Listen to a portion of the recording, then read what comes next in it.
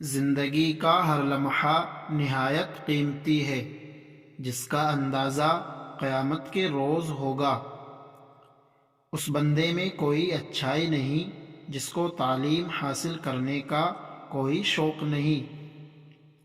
زندگی میں ہر شخص کو محنت کرنی پڑتی ہے، لیکن جو جوانی میں بھرپور محنت کرتے ہیں انہیں بڑھاپے میں خوار نہیں ہونا پڑتا۔ جو اللہ سے محبت رکھتا ہے اس کو انسانوں کی کوئی پرواہ نہیں ہوتی کہ لوگ اسے برا کہہ رہے ہیں یا اچھا۔ بہترین عورت وہ ہے کہ جسے اس کا شوہر دیکھے تو خوش ہو جائے۔ موت سے نہ ڈرو بلکہ زندگی سے ڈرو، کیونکہ زندگی میں ہزاروں آفتیں پوشیدہ ہیں۔ مائیں بدکاروں سے بھی نہیں روٹھتی اور بیویاں پیغمبروں کی بھی روٹھ جاتی ہیں۔ خوشی اور غم میں اپنی زبان اور جذبات کو قابو میں رکھیں۔ اپنی طاقت اور حسن پر غرور کرنا بے وقوفی ہے، کیونکہ ان دونوں نے ایک دن ختم ہو جانا ہے۔ اپنے سکون کے لیے دوسروں کا سکون برباد نہ کریں۔ جو تکلیف کا باعث بنے اس سے دور رہنا چاہیے۔ دعوت کے لیے مہمانوں کا انتخاب سوچ سمجھ کر کریں۔ جوانی میں اللہ کی عبادت کرو، کیونکہ اس عبادت کا ثواب زیادہ ہوتا ہے۔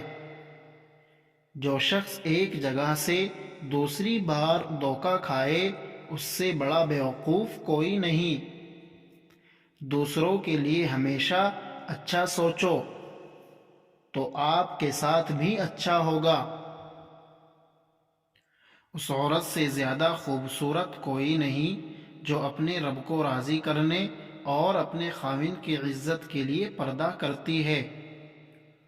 ان لوگوں سے عبرت حاصل کرو جو دوسرے لوگوں سے عبرت حاصل کرتے ہیں۔